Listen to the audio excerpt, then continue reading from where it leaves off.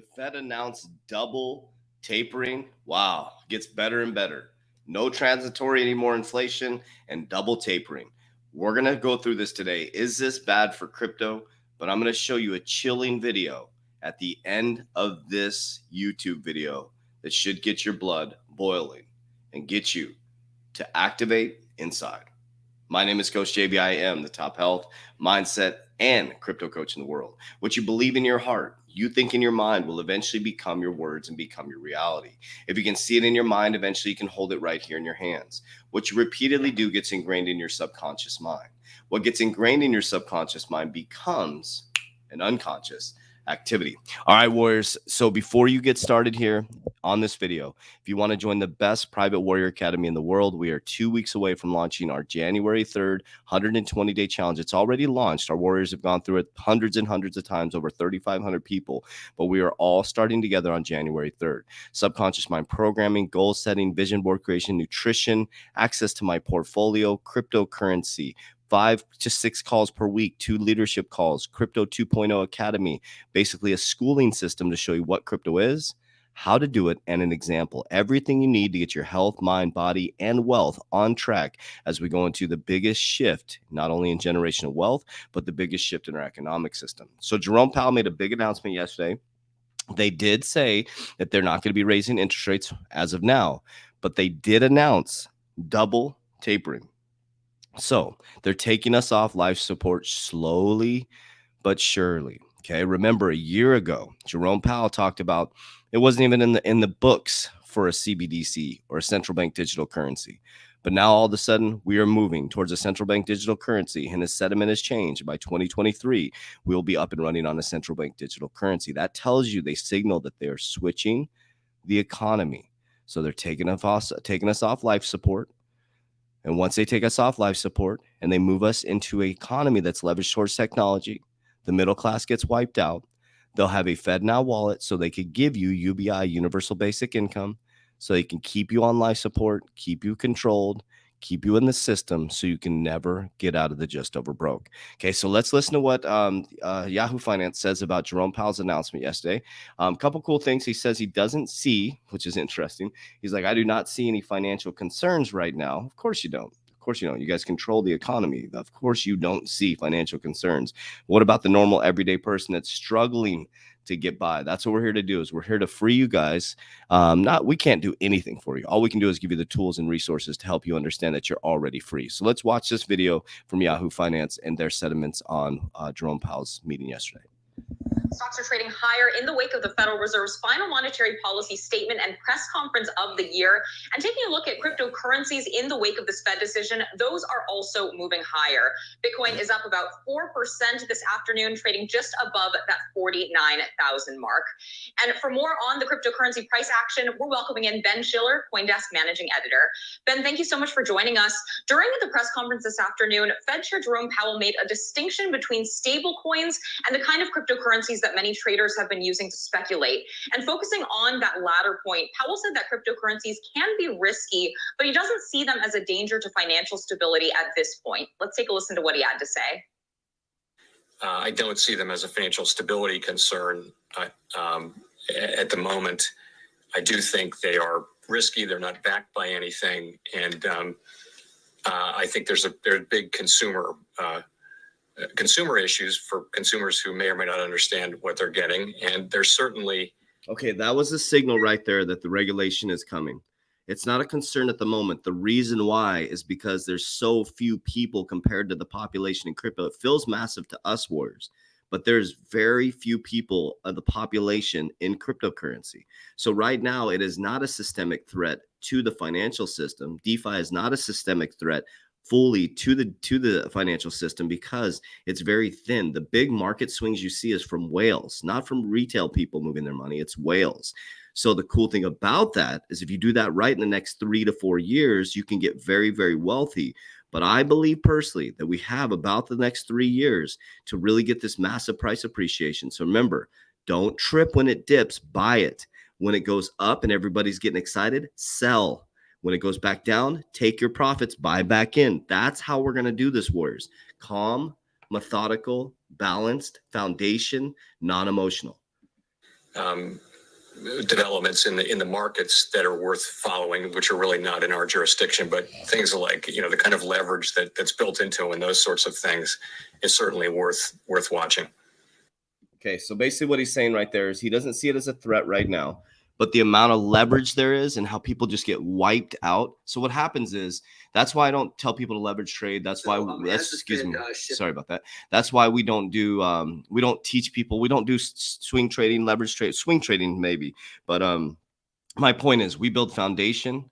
We help you with education. We help you understand the market, macro and microeconomic in our academy, because if you're trying to get rich quick, you're always going to get wrecked. You're always going to get wrecked, Warriors. That's why the casinos give away free drinks. That's why they have beautiful buildings. Think about that. How many people win the lottery? And how many people go broke after they win the lottery, Warriors? So they have these leverage trading platforms that when they're highly leveraged, the whales go in there and wipe them out, Warriors. Wipe them out. So anyway, so let's check this out. So this is important because he said right now, yeah, crypto is not a systemic risk because it's not that massive. It's not that big compared to the global markets, okay? 2.2 trillion, around 2.2 trillion, around 2 trillion, let's say the crypto market. They raised the debt ceiling $2.5 trillion, around over $2 trillion. They raised the debt ceiling more than the crypto global market, Warriors. Okay, so check this out. Now, this is the risk that I brought up to you guys this week. Listen to what he says, what he thinks the next big risk is. There's two videos in here that should really help you get your shit together. This is one of them.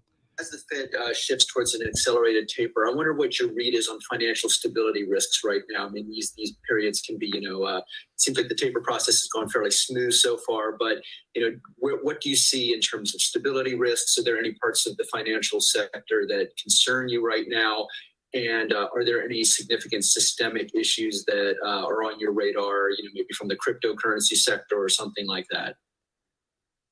We have had now for a decade and more, 4-part financial stability framework that we use so we can hold ourselves to the same kind of framework and not just treat each event individually. And there are 4 key areas: asset valuations, debt owed by households and businesses, funding risk, and leverage among financial institutions. So I would say asset valuations, I'm going to go really superficially here, but asset valuations are somewhat elevated, I would say.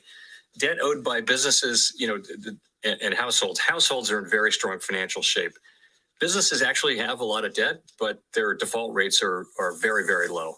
But nonetheless, it's something we're watching. Funding risk is by and large low among financial institutions, but we do see money market funds as a vulnerability, and would applaud the SEC's action this week.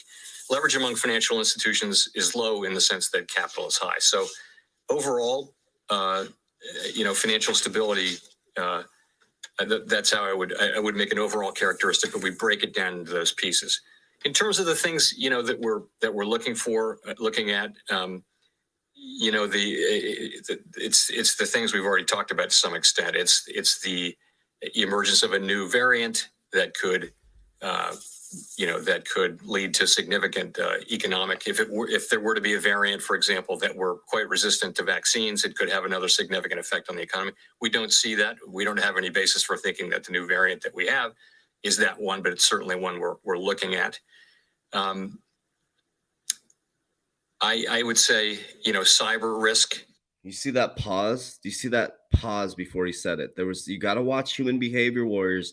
Did you see that pause? Let's watch that one more time. I want you to really start to pay attention to human behavior. A clear gut, a clear mind helps you see these things, Warriors. That is one of the biggest things about me. That's why I'm a very observant person when it comes to human behavior. I can read people's movements. It's just when you have a clear gut, clear mind, and you're really grounded in love, Warriors, you can see things like this. Watch this. Watch his lips purse. Watch this. Watch. Cyber risk, the risk of a success, certainly one we're looking at. Watch. See that? Watch this pause. He's like, man, should I say this? Look at his face. Watch. The cyber risk is coming, Warriors. Look at. He's like, what am I about to say? I would say, cyber risk, the risk of a successful cyber attack is for me, always the most, one that we would be very difficult to deal with. I think we know. Let's watch that one more time. Do you see what I pay attention to, Warriors? They let me know what's coming. That's why I'm prepared. I would say, cyber risk, the risk of a successful cyber attack is for me, always the most, one that we would be very difficult to deal with. I think we know how to deal with bad loans and things like that. I think. Look at the adjustment of the glasses. Watch it one more time. I want to train you guys. Always the most, one that we would be very difficult to deal with. I think we know how to deal with bad loans and things like that. I think more a cyber attack that were to take down a major financial institution or financial market utility would be a really significant financial stability risk that we haven't actually faced yet. Boom. Financial market stability. Okay. He just told you they're going to use a financial cyber attack to shut down the old archaic banking system, to say we need a new secure blockchain technology system. Why do you think Bank of America is set up? Why do you think Wells Fargo is set up? Why do you think JP Morgan has JPM coin? He adjusted his glasses, got really uncomfortable. They know this is coming because it's all planned out. Nothing to worry about, Warriors. Hang on. This is how they switch you. Problem, reaction, solution. Okay. But don't believe me. Trust yourself. All right. So we'll go through this really quickly. So Fed speed up stimulus withdrawal with Bitcoin jumps. We saw that. So they doubled down on basically the tapering. So they're doubling tapering. So basically they're going to take us off life support. The money supply is going to slow down. That's going to make you very, very poor. As interest rates eventually start to go up, it'll make it very hard to borrow. Families are going to move in together. We're going to go back through the Great Depression. But this time it's going to be exacerbated because we have technology and people don't understand their power, that you are already rich. You are already powerful. You are God's creation. You are a creator. Okay. Bitcoin, Ethereum jump as Federal Reserve doubles tapering, signals 2022 rate hikes. There's going to be 2022 rate hikes. They're just getting set up in the financial system. And the IRS wants to know about your crypto transactions this tax season, baby. They're in it to win it. They want your money. Okay. We're going to watch this video right here. We're going to watch the whole message. Okay. This was interesting. Well, look at the time. Okay. So this was Brian Williams signing off 5 days ago. I don't know why I didn't catch this before, but this should make you think a little bit. I want you to listen to what Brian, and they actually let this go. They put it on there. Brian Williams retired from, what's the Peacock one? Is that ABC? I think it is. I think it's ABC. But listen to his sign off, and I will leave you with that. Well, look at the time. I'll try to keep this brief. After 28 years of Peacock logos on much of what I own, it is my choice now to jump without a net into the great unknown, as I do for the first time in my 62 years. My biggest worry is for my country. The truth is, I'm not a liberal or a conservative. I'm an institutionalist. I believe in this place, and in my love of country, I yield to no one. But the darkness on the edge of town has spread to the main roads and highways and neighborhoods. It's now at the local bar and the bowling alley, at the school board and the grocery store, and it must be acknowledged and answered for. Grown men and women who swore an oath to our Constitution, elected by their constituents, possessing the kinds of college degrees I could only dream of, have decided to join the mob and become something they are not, while hoping we somehow forget who they were. They've decided to burn it all down with us inside. That should scare you to no end as much as it scares an aging volunteer fireman. To my coworkers, my love and thanks. And I say again, everyone I've worked with has made me better at what I do. To my family, love and thanks doesn't begin to cover it, but now I have the time to better express it. My friends know who they are. No one's been blessed with better friends. To the guests on this broadcast, as you heard the nice man say a few minutes ago, it's always been about you. Otherwise, I'd be staring into the camera for an hour, 5 nights a week, and nobody wants to see be that. You are the 11th hour and will continue to be the 11th hour. This is where I thank you, however, for being so great, for explaining these last 5 years. As a proud New Jersey native, this is where I get to say regrets. I've had a few, but then again, too few to mention. What a ride it's been. Where else? How else was a kid like me going to meet presidents and kings and the occasional rock star? These lovely testimonials that I can never truly repay make me hyper aware that it has been and remains a wonderful life. It's as if I'm going to wake up tomorrow morning in Bedford Falls. The reality is, though, I will wake up tomorrow in the America of the year 2021, a nation unrecognizable to those who came before us and fought to protect it, which is what you must do now. My colleagues will take it from here. I will probably find it impossible to be silent and stay away from you and lights and cameras after I experiment with relaxation and find out what I've missed and what's out there. Every weeknight for decades now, I've said some version of the same thing. Thank you for being here with us. Us, meaning the people who produce this broadcast for you. And you, well, without you, there's no us. I'll show myself out until we meet again. That is our broadcast for this Thursday night. Thank you for being here with us. And for all my colleagues at the networks of NBC News, good night.